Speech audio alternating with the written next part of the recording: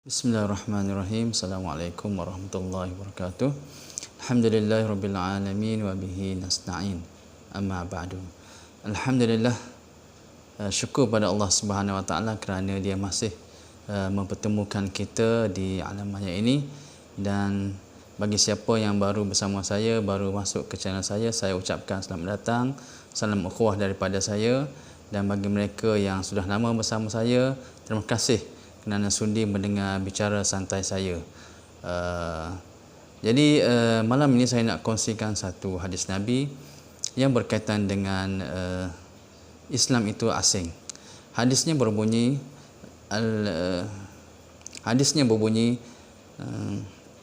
Bada al-Islamu ghariban wa sayaudu ghariban kama bada'a fatuba lil ghuraba. Yang bermaksud Islam itu bermula dalam keadaan asing dan dia akan kembali juga dalam keadaan terasing seperti mana pada awalnya. Fatuba lil ghuraba, maka beruntunglah orang-orang yang terasing itu. Baik, hadis ni adalah hadis yang mana bagi mereka yang selalu mendengarnya memang hadis famous lah. Dan sebenarnya hadis ini adalah hadis yang mana menceritakan tentang Islam itu datang di tengah-tengah masyarakat jahiliyah, di tengah-tengah masyarakat Arab jahiliyah, yang mana pada masa itu masyarakat yang hidup dalam terumbang-ambing, hidup dalam kemaksiatan, hidup dalam orang kata tak ada petunjuk, pedoman daripada Allah Subhanahu wa taala.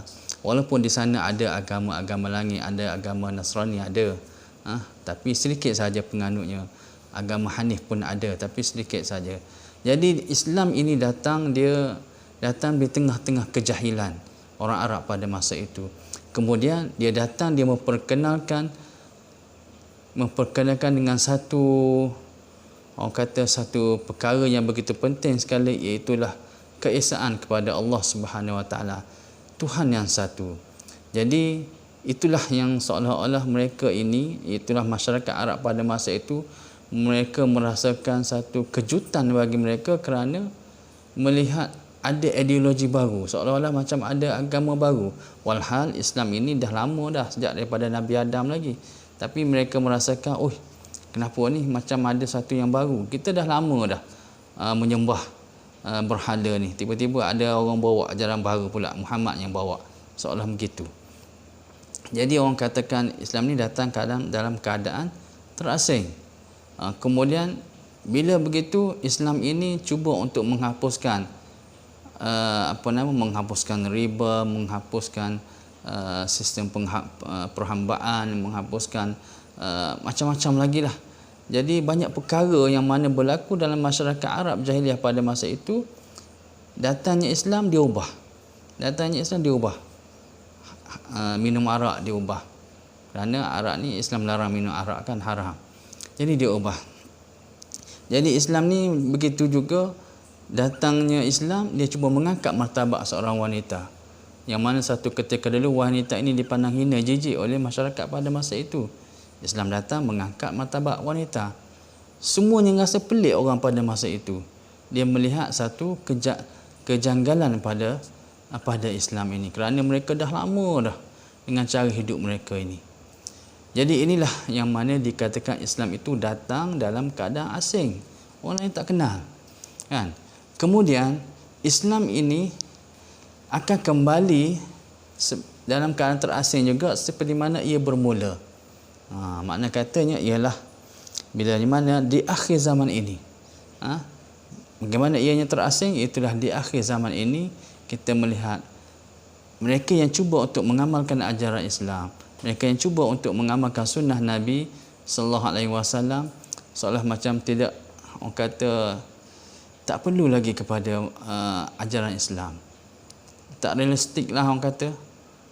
Maknanya kata ialah tak perlu lagi kepada benda-benda sebegini.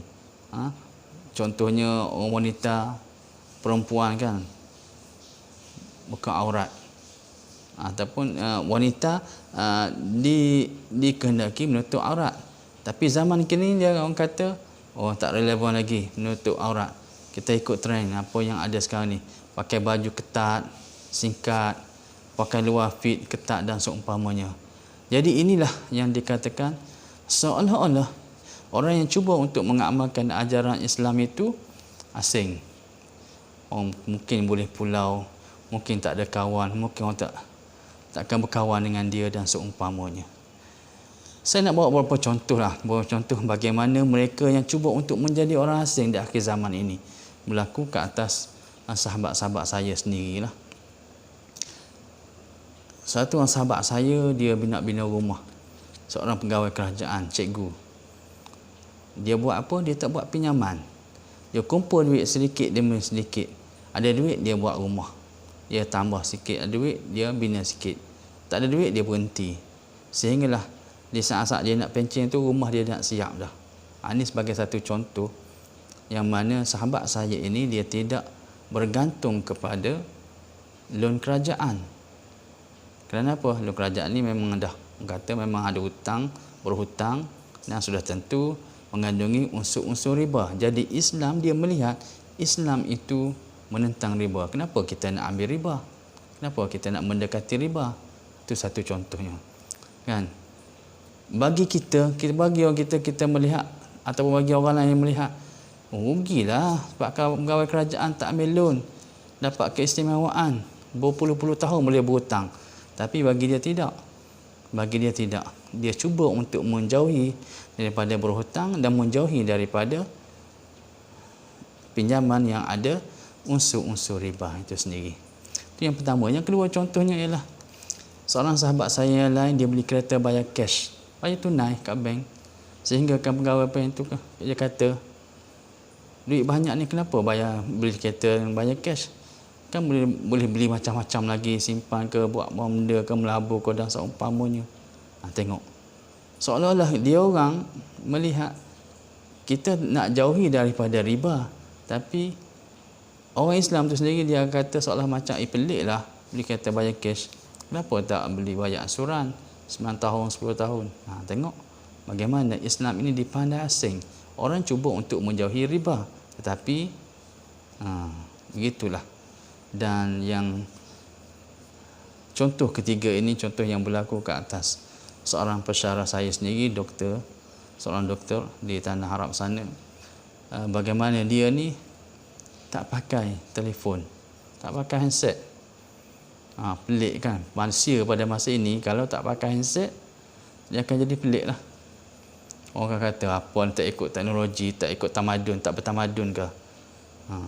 Jadi bila ditanya kenapa doktor tak guna handset, tak guna handphone, dia kata handset ini mengganggu ketenteraman dia, mengganggu konsentrasi hidup dia. Dia lebih suka dalam keadaan yang sebegini. Ini contoh-contoh yang saya bawa, banyak lagi contoh-contoh yang lain. Manusia yang asing, orang kata, bukan makhluk asing. Asing dari segi tindakan dia untuk cuba mendekati, mendalami Islam itu dari, orang kata, akar umbinya. Kan Islam itu melarang daripada riba. Kan Islam itu melarang kita daripada kalau boleh berhutang dengan, sebab berhutang dengan, orang kata, berhutang yang ada riba lah. Jadi sahabat-sahabat saya ni cuba untuk mengamalkan ajaran Islam yang sebenar, tak dapat. Buat macam mana? Nak beli kereta, beli seadanya lah, guna duit yang ada. Tak ada, tak perlu beli.